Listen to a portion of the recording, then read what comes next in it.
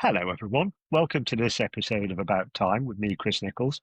As you know, this is series four, and this is the series where I get to chat with people who've influenced and inspired me and whose work I want the world to know more about. And one of those who's absolutely brilliant is Isabel Carlisle. Isabel, welcome. Thank you very much, Chris. It's so lovely to sit here with you because we've known each other a long time, since about 2009, when I was studying at Schumacher College in a very good course that no longer exists. And of course, the college hardly exists any longer either. But we'll talk some Yeah, more about what we l- learned together. let us do that. But I, although I've known you a long time, and I know that you do exciting things with bioregional learning, and I wouldn't even dream of trying to introduce you. I want you to do that. So, how do you introduce yourself? Well, sometimes I say that I started my career about 300,000 years ago as an archaeologist working on Neanderthal, a particular Neanderthal site in Jersey called La Côte de Saint-Brelade, which we can talk about because that's actually very interesting, thinking about what is the deep time history of our species and how did we navigate all those ice ages. And then I also say, well, I started there, but I've ended up working somewhere in the future. I don't quite know how far ahead, but it's definitely looking into the future and thinking about climate change and how we respond to that and helping people get ready, I suppose, for that stage of adaptation we all need to go through. Yeah. You see, that's I say I didn't know that about you. So you've got a 300,000 year lifespan at least there. Yes. That makes you quite a Silicon Valley tech bro, I think. If you say so. So, I mean, where would you like to start? Should we start with what you're doing now? Because I,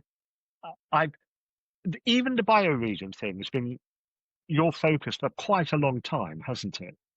It has. So maybe I'll do a little tiny bit of history as to how I got to that, Yeah, why I yeah. thought it But was can you? important. Can you start by just saying what it is? Because Yes, of I know course. lots of people won't know what a bioregion is, and I couldn't offhand give it a definition. So do tell us. So bioregion literally means life region, as you can imagine, bio meaning life. And it's a way of looking at our places and our landscapes, not just rural landscapes, but also urban rural or urban landscapes in a way that's not defined by political boundaries. It's defined by geology and geography.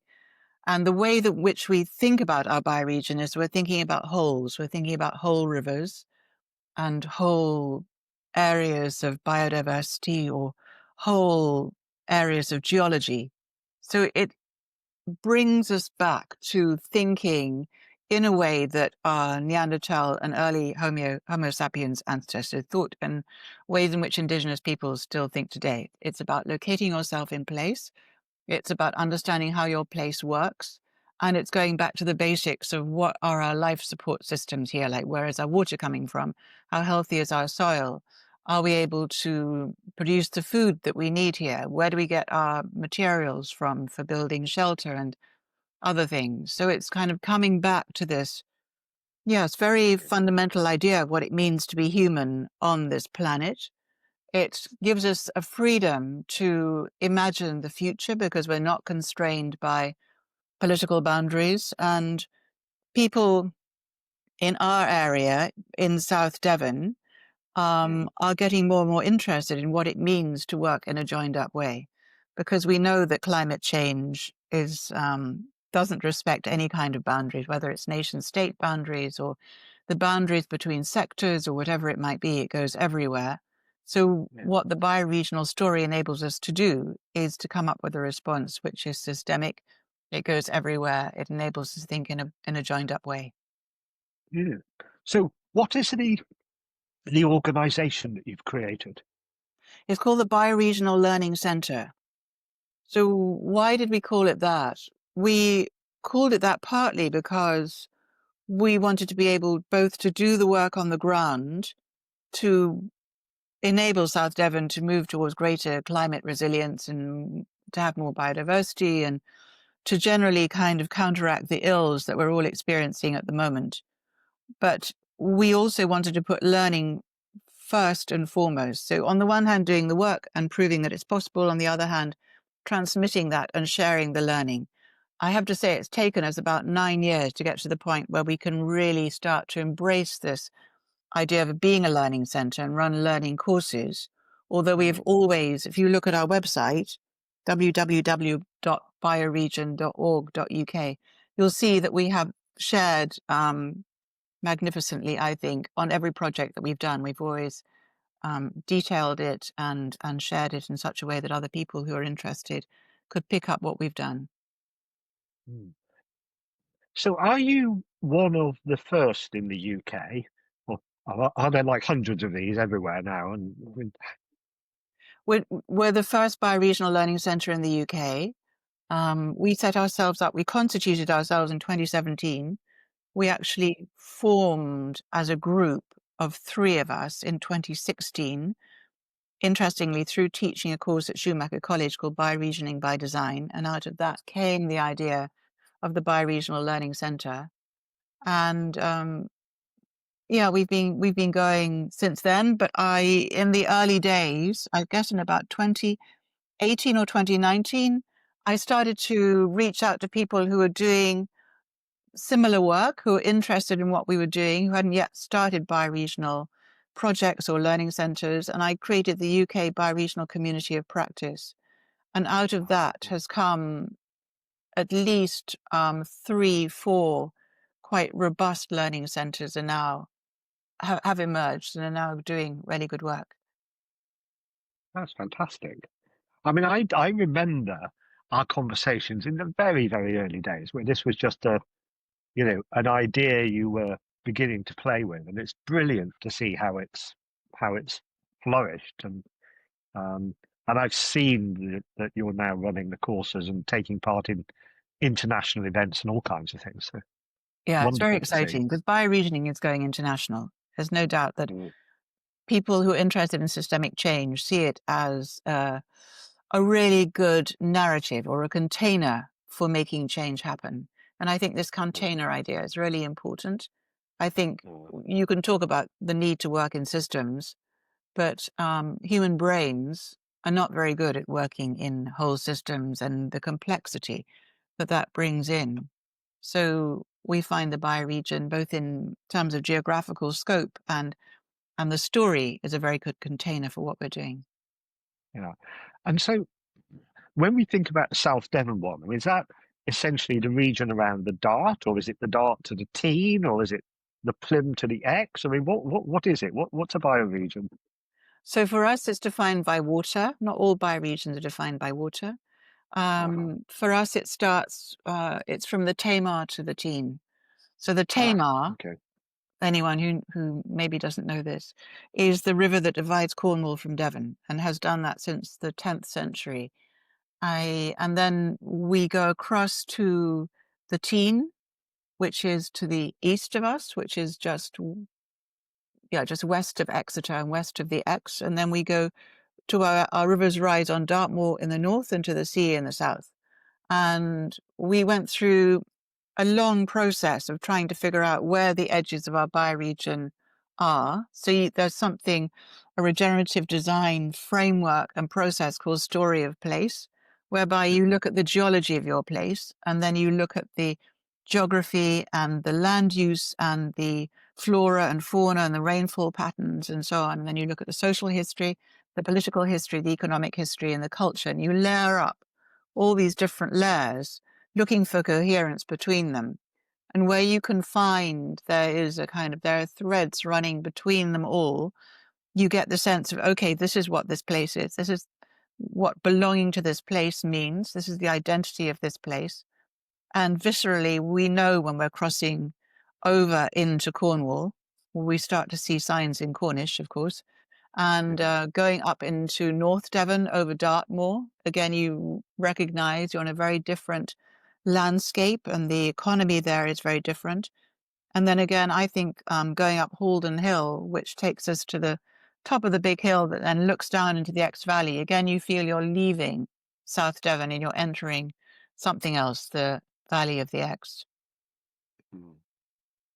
Yeah, and actually, as someone who's Devon born and bred and South Devon born and bred, particularly when I'm coming westwards, I get a visceral feeling as I go over Holden. Mm. There's a kind of, ah, home. Yes, I always get that too. And you can see Dartmoor in the distance, can't you? Mm. Yes, well, the advantage of living near Haytor is I can pretty much see where I live from almost anywhere in South Devon. So if I get really lost, there's hope. True. Yeah, yeah. So can we go back a bit to, I mean, when did it become obvious to you that this should be your work? Very good question. So, Chris, as you probably remember, I had a long career in the art world. So Mm. I did various things like writing as an art critic for the London Times. Now, now, hang on a minute, because we started with archaeology. Now, Oh, would you like me to go were all the you, way back? so were you an You were an archaeologist and Yes. then became an art critic. Yes, Is- yes. Shall I tell you the ah, whole story? oh, why not? Because it's fascinating. Because I don't know this. So I studied archaeology at Exeter University many years ago in the 1970s, and as part of the course, we were encouraged or required to go on archaeological digs. So one of the digs I went on was this dig in Jersey at La Côte de Saint-Brelade, which is one of the most important Neanderthal sites in Europe, in fact. And getting my hands in the earth there and uncovering a small, the kind of tusk of a small mammoth and various other things like saber-toothed tiger bones and so on. It really got me into understanding what it means to be able to look at culture, the remains of a culture, and then start to imagine back into what that culture would have been. How would it have existed in that place? Because being in La Côte de Saint-Brelade is essentially a cave, Mm. which would not have been next to the sea when the Neanderthals were there. It would have looked into the great ravine that became the English Channel, but for many, many millennia had no water in it apart from a river. I being in a place and locating yourself in the place, but also in deep history, gives you this sense of the evolution of humans, I suppose, and how those people would have survived in that place and how they would have collaborated and communicated and so on. So that got me really curious about if you can understand, maybe not completely, obviously, what that culture would have been like just from looking at those scant remains. Can you kind of retrofit that? Can you look at culture today and kind of think backwards into where it came from? So that Mm. was my kind of initiation, if you like, into the wider field of human culture that I got into through becoming an art critic. So I fell into various jobs in the art world when I was quite young. When I left the world of archaeology, I did various things like working at the Warburg Institute in London, which is the center for the survival of the antique into the Renaissance. And then I was an archaeologist in Rome and Jerusalem and Pompeii. So I was kind of running various strands of my activities side by side. But more and more, I got into the art world and worked for art publications. And from that, I became an art critic for the Times. And then I went to work at the Royal Academy as an exhibitions curator. And having done that and being given this extraordinary privilege of hanging out with the extraordinary works of art, because we could get into the Royal Academy as the exhibition curators and into the exhibitions when nobody else was there. So kind of standing in front of great masterpieces by Cézanne or Rembrandt was extraordinary. So kind of Mm. imagining into the kind of culture that would have produced those works of art. So again, I was using my archaeologist mind to a certain extent to kind of think into how those works of Oh. art came into being and trying to unpack that. But then I became a bit disenchanted with the London art world for various reasons and set up something called the Festival of Muslim Cultures that happened all across Britain all through 2006. And then after that was wondering what would I do? And I watched Al Gore's film An Inconvenient Truth and woke up to climate change and thought, oh, I want to put my energy into that. And started doing education projects in the East End of London, with a primary school and a secondary school, around a story called The Lawsuit of the Animals Against Humanity, which was a very old story that goes back to the 10th century. Um, Interesting, the same century in which the Tamar becomes the dividing line between Devon and Cornwall. But that's a story about how humans, looking for a new place to live, sail down the Persian Gulf from Basra, and they find this small island where the animals are in charge, but the animals don't know humans, and so they are taken aback by the appalling behavior of these human beings who enslave them and kill them and generally mistreat them.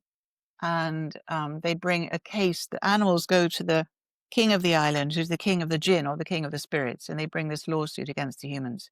And the humans have to reply to the accusations of the animals as to their ill treatment. And it's extraordinarily prescient. It's saying things like, humans, you need to stay in your own ecological niche, because if you step outside that and trash the niches of all the other species, we're going to do enormous harm to the earth. So I worked with that in a way that kind of, if you like, grounded the other work that I was doing around climate change in a kind of deep time story. And then from there, I came to Schumacher College and did the course that you were part of, which is the Certificate in Education for Sustainability. And that was my transition, both out of London and out of the arts. Yes, I'd forgotten because I met you before your move to Totnes, didn't I? So, yeah. And funnily enough, I'm doing an episode of this podcast with Karen Blinto next week, Very who of good. course, who was also part of that. In fact, it was because of her and Toni Spencer that the whole thing came about, and they invited me to be part of it with them.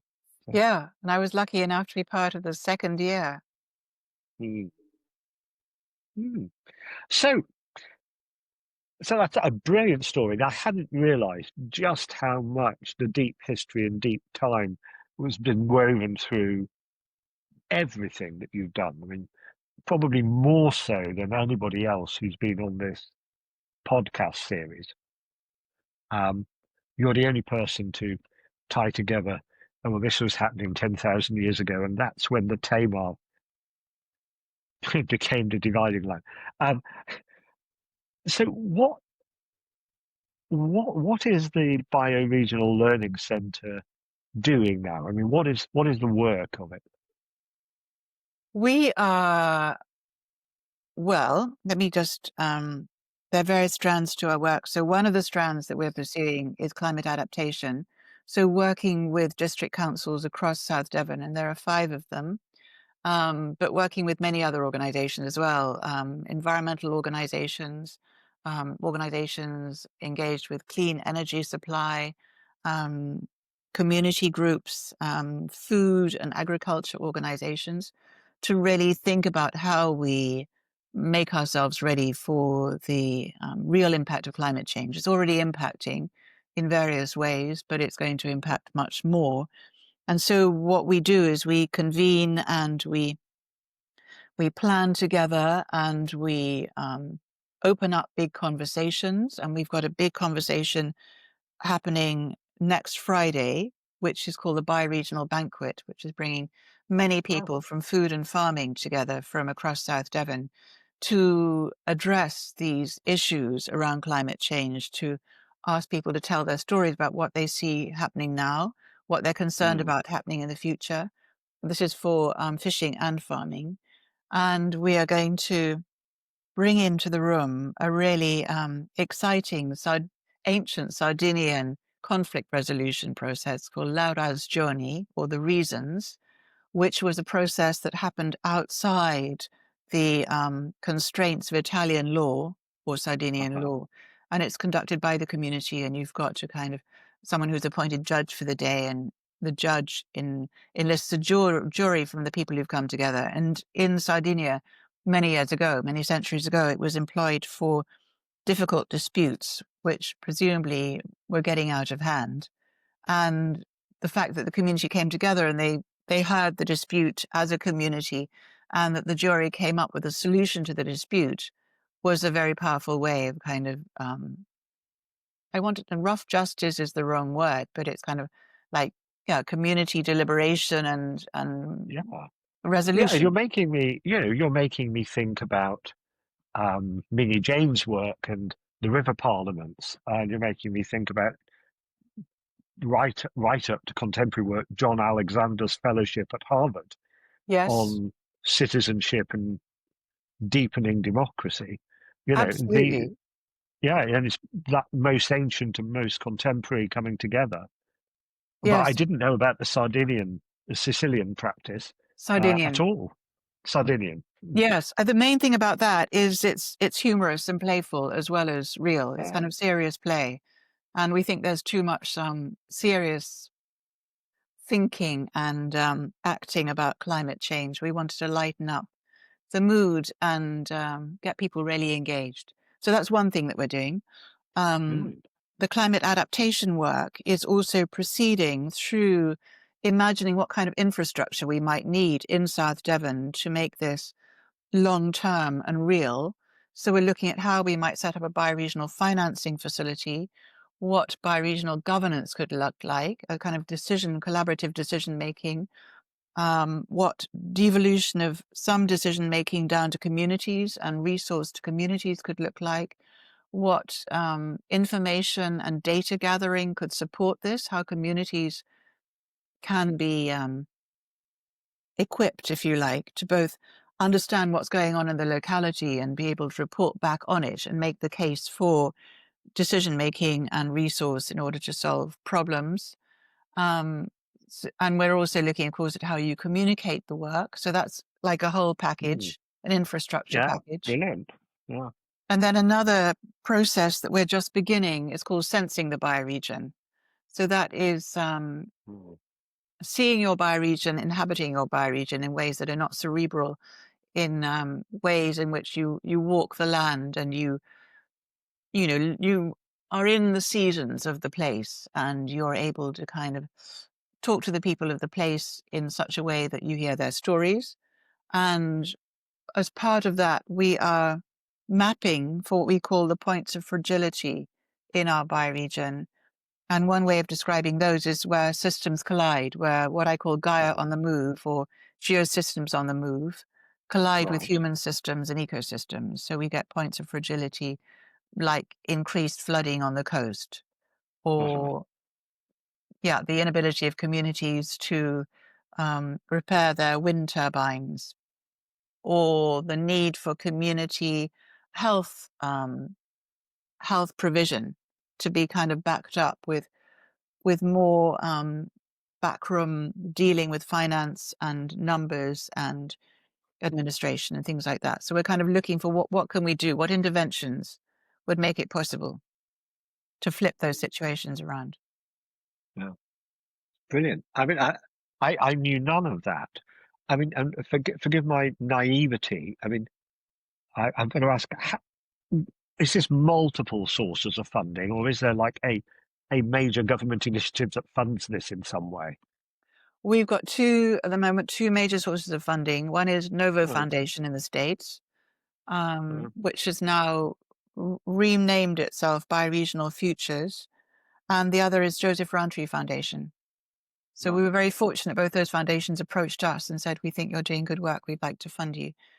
But we're doubly fortunate in that this is unrestricted core funding, and we're able, with that, not to do projects and to work on a kind of a linear timescale, but to be able to do the systemic change work that needs to be done. Yeah. Yeah, that's incredibly important because, I could see one of the sources of fragility in work like this is the interaction with the political system. Hmm. And, I'm really conscious of not in Devon at the moment, but up country. I know uh, a really good series of projects on the Green Enterprise Park that essentially are in the process of being defunded. At least the park is being defunded because it's got, you know, um, Yeah. eco eco projects, you renewable energy projects, and the change of control of an authority to a reform Mm. control has Gosh. pulled all the funding. And I can Yeah. see, and in every other sense, that's a good project. Yes. Even like the reform councillors go, oh, we love business. We really want local businesses to thrive. Well, but don't call them green. And it's like such a tiny point of fragility, but it's Mm. potentially undermining the whole project. And I could Yeah. see how um, a political shift could be allergic to something that feels deeply eco because it is deeply ecological, but it's also deeply resilient and deeply local. Yes. Yes, we're very, very well aware of the pitfalls that lie ahead. Yeah, Yeah. yeah.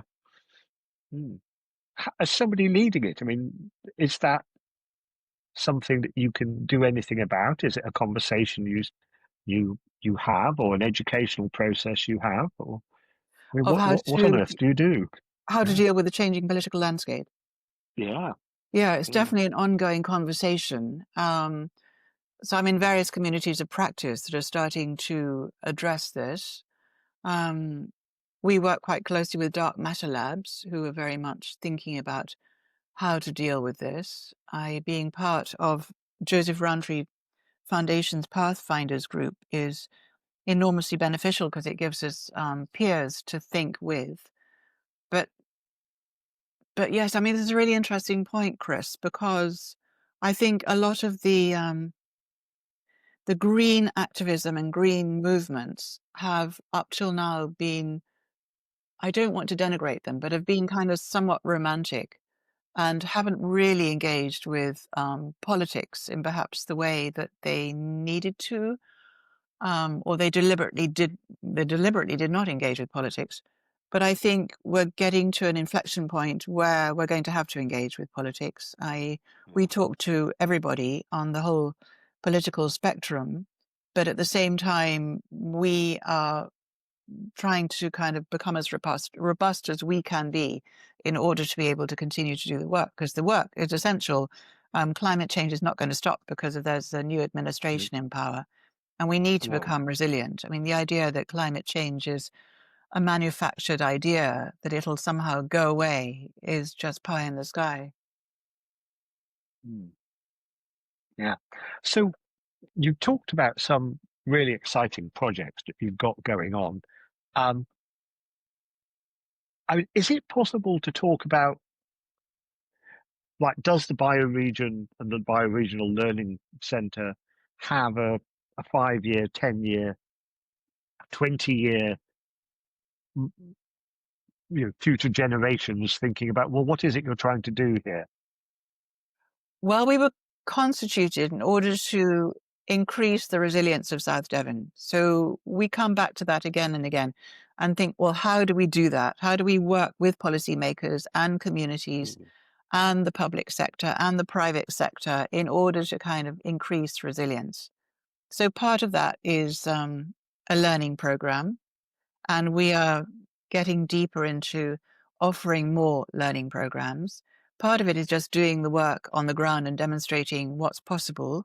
So we were recently have been involved for the last 3 years until recently with a project to restore the salt marshes on the River Dart. So that was kind of a project in which we really kind of got stuck into the mud there, and we worked with many yeah. different partners. So we keep Mm, ourselves real by doing projects. We're thinking a lot of the time about how do we grow the capacities of people here. So I trained in regenerative design with Regenesis in 2013 and have used that way of thinking ever since. And in regenerative design, you definitely do not go into a community to do something to it. You work with the community to kind of tease out what their essence is, what's really special about that community. You can tap into the kind of deep history of that community. You can look at what is the ground that they're working from, resources and expertise they have already, but essentially what you're trying to do is to give them the courage and the wherewithal in order to be able to do the work themselves to move forward. And with this kind of realization that climate change is already beginning to hit in terms of extreme rainfall or extreme drought or the impact on harvests or transport or inevitable impact on human health as well.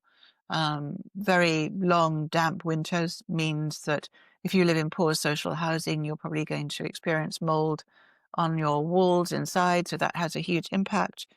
So all the time, and I'd love to talk to you more about this actually, the capacities that we're building for people to be able to both understand what the issues are, but also how they are not disempowered, how they can find their own agency. Yes. Yeah. And is there I mean, I can see instantly an ideological, intellectual connection between bioregion and transition town. But I mean, is there a collaboration? Because a lot of that work of building that capacity long, long ago, transition town would have said that's also really important to us. And I don't know if it still is. We haven't had that conversation with transition, interestingly, although the three of us directors have all, you could say, cut our teeth in the world of social change through being involved with transition. So yes, we're carrying many of those ideas forward. But one of the reasons that I founded the Bioregional Learning Centre with my two co-directors was that we saw we wanted to move beyond what transition was doing, in the sense we wanted to work with whole systems. We wanted to work at a bigger scale. We Yeah. wanted not just to do small projects. We wanted to do much bigger projects. We wanted to really meet places where they are and enable the people of those places to do the work, whether it's ecological work or economic work. So we have taken a different lens, if you like, on how to approach social change. Yeah. So to, to say a bit more about that, because I think people would be really interested in taking a different lens on how to approach social change. There's lots of people interested in that question of, so how do we change stuff? So say a bit more about it. Well, I think first of all, I always start with scale, like how big is here? What scale is the Yeah. appropriate scale to work at? And of course, it depends on what you want to do. What do you want to achieve? And we wanted to achieve resilience and regeneration across the whole of South Devon. So in working for that, we found the bioregion to be the appropriate scale because it gave us that kind of story as to both kind of where we came from, but also what's possible and how we work with joined up decision making. And the joining up part is a lot of what we do. So we kind of act as the connective tissue between different parts of the bioregion and different projects and so on. But of course, once you've chosen your scale and you've chosen your goal, then you start to define, well, how do we get from here to there? What are the possibilities here? What are the resources? Who are the people leading the way? Where can you see examples of the future or green shoots of the future appearing in the present? Who do we want to work with and take learning journeys to go and visit on the ground and so on? And it kind of evolves from there. Once you start really getting out there and looking at the scale of the problem, but also homing in on those friction points and where those really difficult issues are, then you think, well, how do we address that? So we've never set out with a real game plan as to what exactly we wanted to achieve, but we did know roughly where we wanted to go and how we wanted to do it. Yes. Yeah, it's really interesting. So I don't know Um, if you remember, Chris, but one of the things that really yeah. stuck with me Mm. was one of the sessions you did with us at Schumacher about what it means to sail off the edge of the known map. Right. Yeah. Yeah, so I think I've been doing that ever since, just sailing off the edge. Yeah. Well, I suppose lots of my work over time has been helping um, groups of leaders to be comfortable with sailing off the edges of maps. and I'm delighted the way you've done it, and you've created whole bodies of ways of working that are engaging people around the world, and that's brilliant. That's really brilliant to see. I mean, if people wanted to they want to know more about this, how can people find out more, and how can they do good work with you in this space? They should go to our website, which is full of resources. So I'll And probably we'll post make that. sure that we Yeah, Isabel, we'll ask you for links. We'll make sure we put the links fabulous. with this so that people can find them. But tell us what the website is. What's it called? It's www.bioregion.org.uk. Uh-huh. And what sort of thing will people find on there? They will find all the projects that we've done to date. They'll find a lot of the thinking behind how we got to here from 2017. They will find a lot of resources as well, lots of kind of recordings and podcasts and documents that they can download. And they'll also find a way to sign up for our newsletter. And we are planning to run a summer school this coming summer, which will be one of the ways in which we enable people to kind of go into this work, step into this work from wherever you are and understand it better. And we'll be taking people out around South Devon to really experience it on the ground. But we're also running an online course with Gaia Education, which will take place probably starting next April online. And again, it's an access course. So it's for people who want to start the work or have already started a bit and want to go deeper into it. And excitingly, we also are about to embark on a much more extensive learning program. We're about to appoint someone who can lead that program for us and with us, and we will be offering many more learning offerings because we know there's so much interest in this work, and people want to know how do you do it, and what are the skills that are needed in order to make this fly. It's fantastic. And one of the things I love about this is, I for many years worked with Schumacher College, which is no more, at least in its old form. It's been Yeah, reborn in a new form. yeah. Um, I ran a master's degree, which is no more.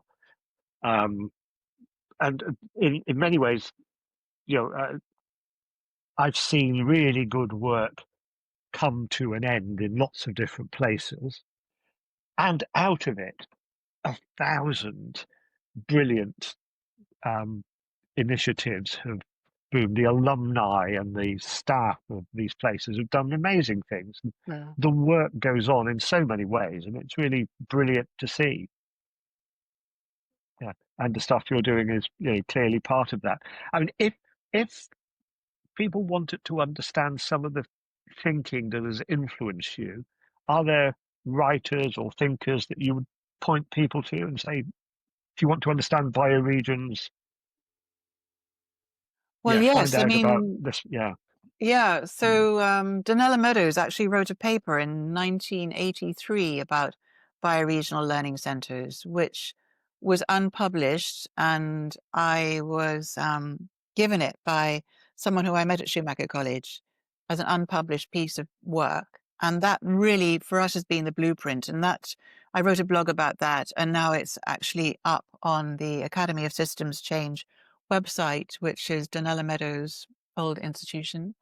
Mm. Um, Also, yeah, enormously influenced by transition, um, influenced by the thinking around the commons that Eleanor Ostrom did.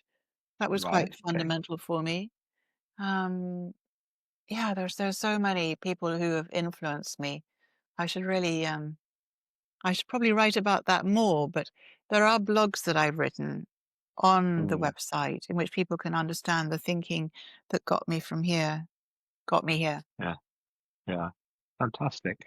And the other thing I was thinking was, in an earlier episode, probably 10 episodes or so back, Rob Hopkins was here talking about the new work, the how to fall in love with the future, his time travel work and the the whole experience with Mr. Kit and all of this.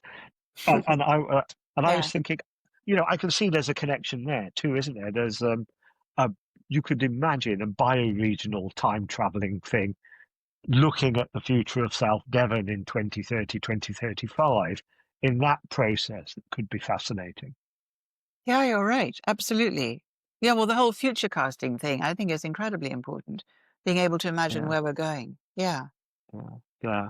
And there's so many, through your projects, there are so many examples of things that are working in the right way that you don't have to completely blue sky this. It's Yeah. more amplifying what's working, going and more of this and more of this, and look how this could weave together. It's a really Yes. exciting story. Yes, yes, yes. We were determined not just to tinker at the edges. We've gone for it kind of full throttle, if you like. Yeah. Hmm. Yeah. Isabel, what's the most exciting thing that as you're looking forward in this? What's the fire in your belly? What's really alive for you? I really love bringing groups of people together to make the future happen. I find that enormously exciting. So the meetings we're having at the moment, which are very much about collaborative working, but also I'm excited about the learning side. I Mhm. I love that, and the idea that we can really fully inhabit this vision we had of being a learning center. That for me is quite a delicious prospect, and we don't quite know what's going to emerge, but we have got a whole bunch of people who we work with internationally, which are part of something called the Bioregional Learning Alliance, which I convened about 3 years ago. And Wow. so we're working with them, and we're also working on the ground in South Devon. Yeah. I love how practical it is and how aspirational it is at the same time. Yes. It's Yeah. brilliant to hear it. Yeah, Isabel, we're well on over our 40 minutes. But let me say a few words to close off the episode for the listeners, and then I'll come back and thank you properly. So, everybody, brilliant episode. You'll have seen so many connections to other parts of this series, including the Peter Reason podcast on sentient rivers, the Mini Jane one on river restoration, the Deep Democracy one with John Alexandra, the Phoebe Tickell one about moral imaginations, and so many more. Too many for me to pull out in the show notes. But we'll make sure that we put, Isabel, your links that you would like to offer in the show notes so that people can find your work and find your influences.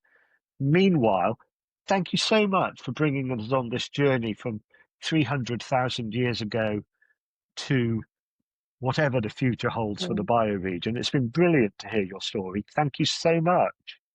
I really enjoyed chatting to you, Chris. Yes, I always find chatting to you, it sparks new ideas in my head. So it's definitely been a two-way exchange here. Yeah, really great to see you again and see you again soon. Thank you, everybody, for listening.